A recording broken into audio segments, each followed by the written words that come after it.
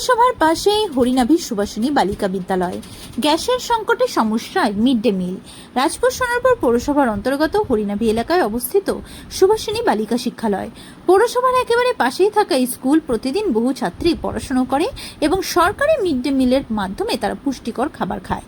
তবে বর্তমানে রান্নার গ্যাসের সংকট এবং ক্রমবর্ধমান দামের কারণে মিড ডে মিল পরিষেবা পরিচালনায় বেশ সমস্যার সম্মুখীন হতে হচ্ছে বলে জানিয়েছেন স্কুলের দিদিমণি ও রান্নার দিদিরা। তাদের কথায় অনেক সময় গ্যাস সময় মতো পাওয়া যায় না, আবার দামও বেড়ে চলেছে। ফলে প্রতিদিন নির্দিষ্ট সময়ে খাবার রান্না করে ছাত্রছাত্রীদের দেওয়া বেশ কঠিন হয়ে পড়ছে। এই পরিস্থিতিতে মিড ডে মিল পরিষেবার ওপর কতটা প্রভাব পড়ছে তা জানতেই আজ আমরা পৌঁছে গিয়েছিলাম হরিনাভি সুভাষিনী বালিকা শিক্ষালয়ে। সেখানে দিদিমণি ও রান্নার দিদিরা কি বললেন চলুন শুনে নেওয়া যাক।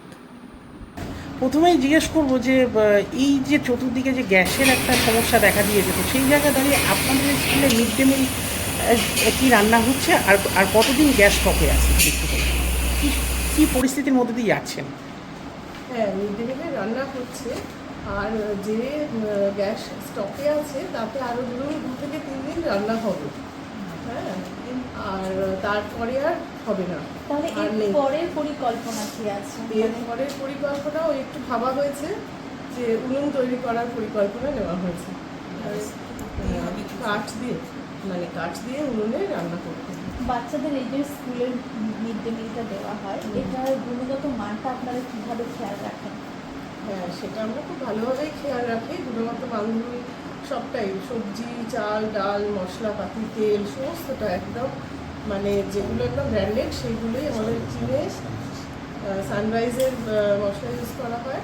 সবটাই ওরকম করেই করা হয়। আমাদের কিন্তু গুণগত মান খুব ভালো, কোনো কমপ্লেন হয়নি। বা ঢাকা দিয়ে রাখা হয় খাবার রান্নার পরে। হ্যাঁ, আর যে দিদিরা রান্না করেন তারাও খুব যত্ন করে করেন, হাইজেনিক, ধুয়ে মাথায় ক্যাপ করা, মাস্ক পরে, মানে ভালোভাবেই আমরা সেটা মেনটেন করার চেষ্টা করি। দিদি, একটা প্রশ্ন আপনাকে, সেক্ষেত্রে 2 দিন বাদে আপনারা কি পরিকল্পনা করছেন? খাওয়ারে কি কোনো রকম কোনো চেঞ্জেস আসবে? খাবারে চেঞ্জ কিছু সেরকম নয়, যা আমাদের খাবার নর্মাল সেটাই হবে, কিন্তু ওই মানে ওই রান্নার জ্বালানিটা একটু চেঞ্জ করতে হবে। গ্যাসের পরিবর্তে উনুন তৈরি করার একটা পরিকল্পনা নেওয়া হয়েছে। উনুন বানানো হবে, তারপরে উনুনে রান্না হবে। আপনারা ঊর্ধ্বতন কর্তৃপক্ষকে জানিয়েছেন এই সমস্যার কথা? তারা কি বলছে? আমাদের হেডমিস্ট্রেস চিঠি করেছেন, জানানো হয়েছে যে আমাদের যেই ক্রাইসিসটা চলছে সেটা বিষয়ে তাদের অবগত করা হয়েছে। সমস্ত জায়গায়, সমস্ত এন্ডেই চিঠি করা হয়েছে। হ্যাঁ, আজকে কি পরিস্থিতি চলছে? আজকে তো যেটুকু আছে গ্যাস সিলিন্ডারে আজকে মিড ডে মিলটা হয়ে যাচ্ছে কোনোভাবে।